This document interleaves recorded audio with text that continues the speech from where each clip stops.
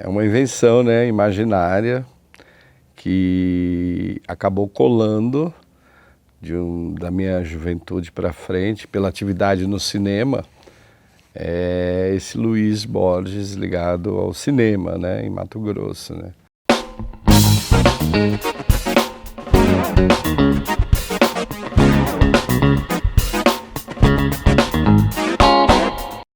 Mas a coisa tomou forma mais próxima do que eu desempenho hoje, foi a partir do momento que eu fui para São Paulo, na USP, fazer um projeto de pesquisa sobre o Arne Sucksdorf, famoso cineasta sueco, né, e tal. Só que eu queria trabalhar o Arne não só na Suécia ou no Rio de Janeiro, quando ele veio dar o curso e criou a segunda geração do cinema novo, mas eu queria o Arne aqui no Mato Grosso, né? E na época a minha orientadora, Maria Rita Eliezer Galvão, falou, olha, acho lindo você querer colocar o Arne no Mato Grosso, onde ele já vive há 20 anos, mas infelizmente a gente não conhece nada do cinema em Mato Grosso.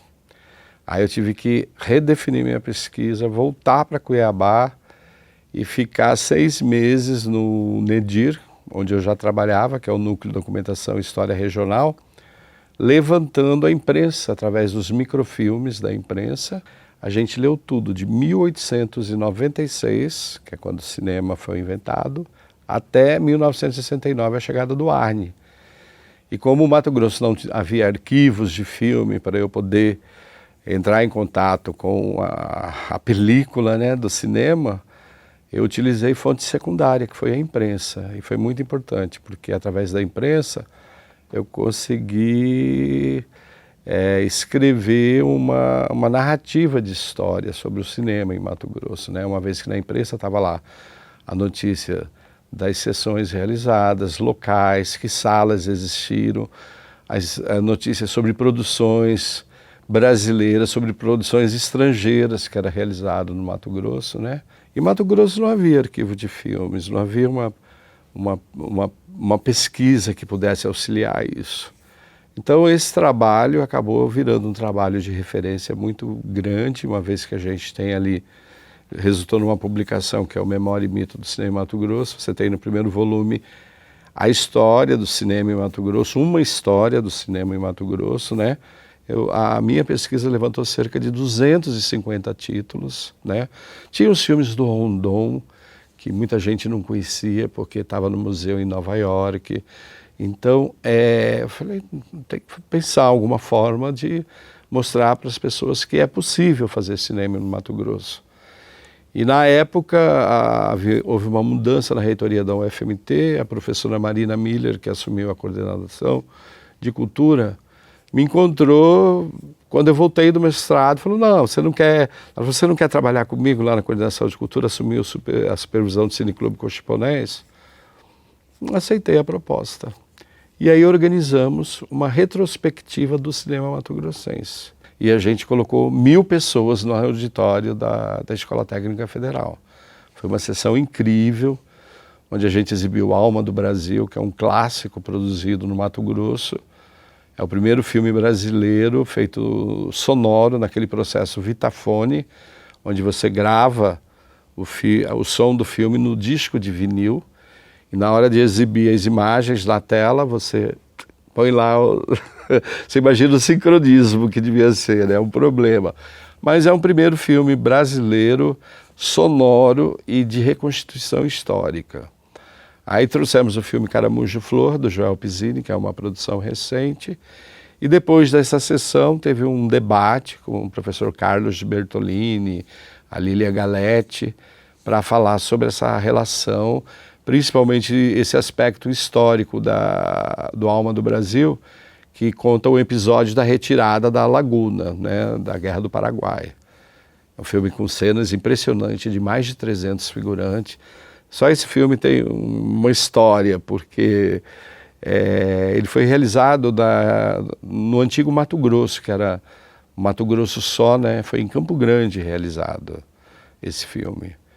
E aí a gente percebeu quanto que o cinema ele acompanhava o desenvolvimento do Estado, né? Até 1910, umas 8 salas de cinema funcionavam regularmente em Cuiabá, né? Tinha o Cine Brasil, vários cinemas aqui no Porto, tinha uma sociedade italiana que passava filme, e depois veio o Cine Belo aqui no Porto, perto do Batalhão. O Cine Belo era muito engraçado, porque ele tinha uma bicicletaria, passava o filme. A primeira parte do filme ele projetava na parede do comando da polícia aqui no Porto. Aí a segunda parte ele recolhia o equipamento, botava para dentro e quem quisesse assistir tinha que pagar para ver o final do filme, né? E assim o cinema ele foi entrando na vivência, na vida social de Mato Grosso, né?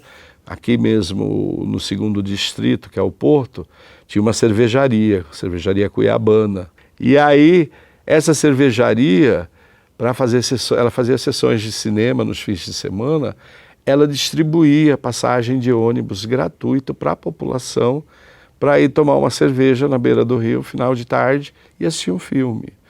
E assim o cinema escreveu uma história bacana e muitos filmes foram produzidos, mas infelizmente pouco sobrou. Alguns filmes se encontram na Cinemateca Brasileira. Quando eu retornei do mestrado, eu localizei que havia um cineasta armênio que foi contratado pelo governador Mário Correia da Costa para ser o fotógrafo oficial do Estado. E esse cineasta, eu vi notícias que ele tinha um cineminha na Rua do Meio, chamado Cine Popular, e que ele passava filmes, fez filmes sobre a chegada de do Mato Grosso, de Corumbá, Corumbá, no aeroporto. E aí eu observei que esse cinegrafista, ele, como era contratado como fotógrafo oficial, ele levava a câmera 16mm dele. Então ele fazia o trabalho dele de governo, aí depois ele pegava e fazia os registros, né? E aí eu localizei. Quando eu cheguei do mestrado, ele tinha já falecido. Quando o acervo veio, a gente pegou e separou as fotos. Os filmes eu mandei para São Paulo, para a Cinemateca, fiz um convênio com a Cinemateca, trouxe os técnicos da Cinemateca para dar um curso de preparação de acervo, de como fazer a preservação de acervo fotocinematográfico. E foi um curso muito bacana que deu a base para alguns institutos de cultura que têm arquivos, como por exemplo hoje a Sala da Memória, lá da Assembleia Legislativa, que é um exemplar, um arquivo exemplar aqui em Mato Grosso. Mas a Isis Catarino, que fez tudo aquilo lá, ela fez um curso com a gente, né? Nos anos 80 não havia sala em Cuiabá, em funcionamento permanente. O Cine Teatro estava funcionando, mas ela ficou 9 anos fechado. Aí o que a gente resolveu fazer? O Cineclube Cochiponés, que era um local que passava filme, e quando o Collor de Mello acabou com a Embrafilme, acabou também os filmes 16mm. As embaixadas que cediam filmes para a gente fazer as sessões, Embaixada Francesa, o Instituto Goethe, começaram a retirar os filmes. Então o Cineclube Cochiponés, quando eu assumi, o Clóvis estava só passando filme alemão há 2 anos no Cineclube, em Cuiabá, só vendo filme na língua alemã, né? Então o que eu resolvi fazer? Eu falei, vamos fazer um festival de cinema, num momento bastante difícil, vamos trazer o que tem do cinema brasileiro, o que sobrou, porque na retomada o Carlota Joaquina foi o primeiro, né, que a Carla Camurati saiu de sala em sala, exibindo filme. E aí a gente começou a fazer o festival nesse tripé de memória, de difusão e também na formação. Começamos a trazer oficinas de roteiro, oficinas de animação e com grandes nomes do cinema brasileiro, né? Então o festival vinha, trazia esse ambiente rico e estimulante, que as pessoas da cidade começaram a pensar, por que eu não posso estar lá, subindo do palco para apresentar meu filme? E começamos a criar politicamente mecanismos para o desenvolvimento do audiovisual.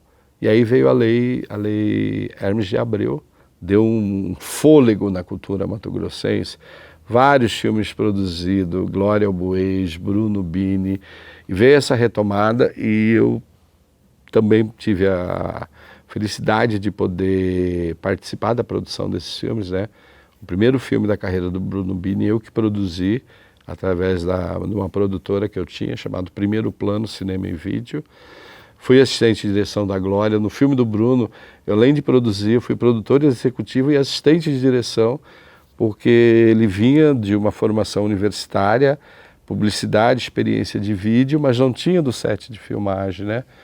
Então, o festival começou a atrair filmes para o Mato Grosso, né? Veio o Mário, do Hermano Pena, longa-metragem, o Latitude Zero, do Tony Venturi, e todos que procuravam, querendo fazer filme no Mato Grosso, querendo um aporte do Estado através da lei, a gente colocava como cláusula, ok, a gente avaliza, mas queremos que cada um de sua equipe dê uma oficina para os estudantes da comunicação da FMT, que na época nem havia comunicação na Unic, na Unirondon, para eles terem uma experiência que jamais teriam dentro do curso, né? Então, acho que com isso o festival se consolidou nesse tripé de memória, difusão e formação.